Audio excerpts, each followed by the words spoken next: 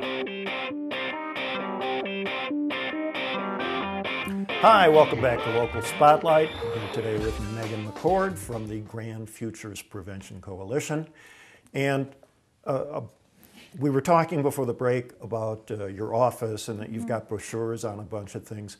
I would assume you've got a wide variety of brochures on all the different substance abuse issues that you work with. We do. Mm-hmm. What are the primary substances that you're concerned about? Right. So we've got, pamphlets on anything ranging from, prescription drug use, the more serious drugs, meth, coke, inhalants, things like that. But it ranges all the way down to alcohol and tobacco. And I think the most prevalent things that are going on right now are probably alcohol is probably number one. Sure. 70% of our Grand County high schoolers have used alcohol at one point in their lifetime. So that's a statistic from the Healthy Kids Colorado survey from the 2012-2013 school year. And then I'd say marijuana, with the recent legalization, we're seeing increased rates of use with youth. Are you? Yes, and I think that's statewide. We've been seeing that. So it's not Grand County specific. I'd say statewide, that's something that's going on just because legalizing something like that, it promotes this social norm that we think it's okay and that it's not safe, dangerous. It's okay. It's totally fine. Yeah, exactly. Yeah. And I was talking with Glenn Traynor, Winter Park Fraser, Chief of Police, the other day, and he was saying that he thinks that a lot of people are still buying the illegal pot because it's cheaper than the legal pot. Because it's not taxed. Because of taxation. Exactly. Correct. Yeah, and that's what I would say we're seeing more of too. People are definitely purchasing more of the illegal stuff. Or people are growing it themselves, which is legal also. I think you're allowed to grow up to 3 adult plants. I mean, I'm not sure if that's accurate still, but I believe that's what was voted on initially. And no idea what the number is.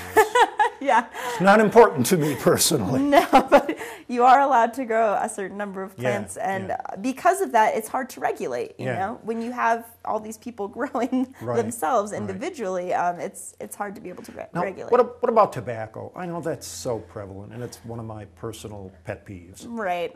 So yeah, tobacco use. We're seeing 1 out of 4 kids has smoked a cigarette in their lifetime, and we're seeing that. Let's see. I think it's 17% of 11th grade males used chew tobacco every single day. Oh my God. And that was from the 2012-2013 Healthy Kids survey as well.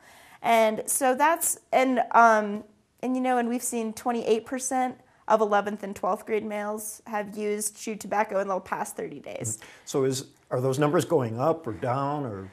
Chew tobacco and non-cigarette tobacco, so that's chew snuff, e-cigarettes, vape pens, anything like that. That is all on the rise.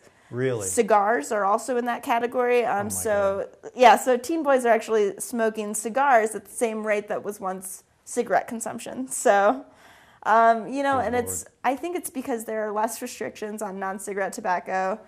Unfortunately, it's not as regulated. You don't have to have a license in order to sell that stuff. So, now, are these other tobacco products any less addictive than? No, they're just somehow as addictive. That's the answer I expected. I know, yeah. So today I brought with us a few visual aids. I saw that. I saw you walk in with a pack of Marlboros, and I went, "Oh God, I didn't know Megan smoked." I know, and I usually bring these when I do a presentation, and I have other visual aids that I didn't bring today, but these all focus on tobacco products, just because I do feel like we do a lot of tobacco prevention work, and this one is just kind of a representation of the 1 in 4 statistic. 25% of high schoolers have smoked a cigarette in their lifetime. And this is just a little visual representation of what an e-cigarette looks like. So it basically looks a lot like a cigarette. It does. It's a metal, tube, and I believe how it works is there's nicotine oil in the e-cigarette, and that's how vape pens work as well. You put a little bit of the nicotine oil in, and they sell them by concentrated oil packets. And so you can get them, and they're refillable for your vape pen. And are those products regulated, that nicotine extract or liquid, whatever it is? So e-cigarettes and vape pens right now, because they're not falling under any of these previous categories of tobacco use, they're not even calling them a tobacco product, they're calling it a nicotine product because it's that nicotine oil. And because of that, it's not regulated. Oh, good Lord. It hasn't been FDA tested. They are still allowing marketing for it right now. So I don't know if anybody has seen any e-cigarette commercials. There have been celebrities on some of these commercials.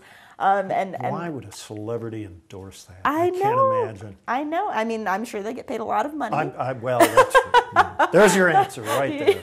Yeah. And, you know, I mean, it's so that whole market right now with e-cigarettes and vape pens, and there hasn't been a whole lot of research about, you know, what the health risks are. Mm-hmm. And actually, we did a focus group up at the high school in May, and just asking kids, you know, kind of their thoughts about tobacco products and about tobacco marketing and stuff of that nature. Mm-hmm. And all of them said that, you know, they thought e-cigarettes were safer than regular cigarettes. That's an interesting point. And right. Is that because of marketing, or is it just the word gets around that it's safer? And it is nicotine. I mean, it's the same thing. That's the same active ingredient. Same active ingredient. I think they're trying to push that it's not as many of the additives in, you know, in the regular filtered cigarettes.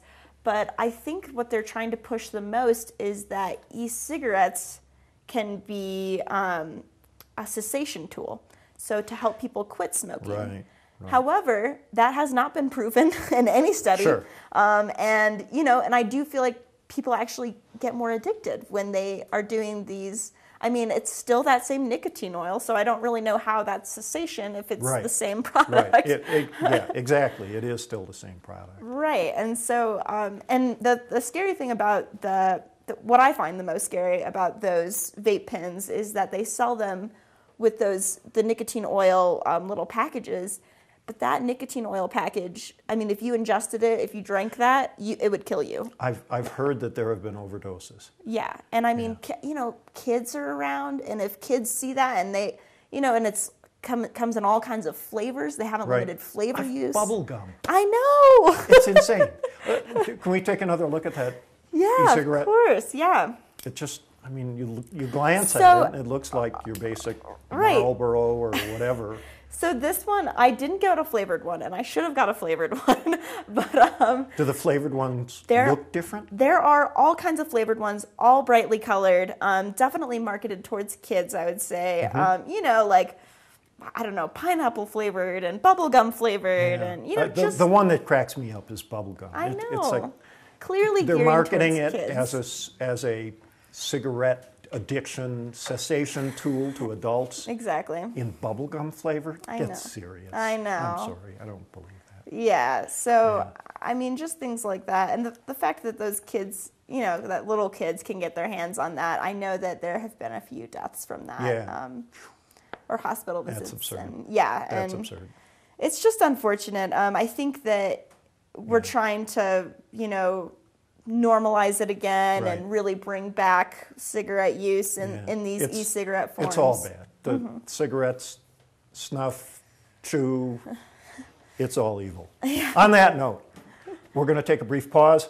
We'll be back in just a minute. I'm here today with Megan McCord from the Grand Futures Prevention Coalition.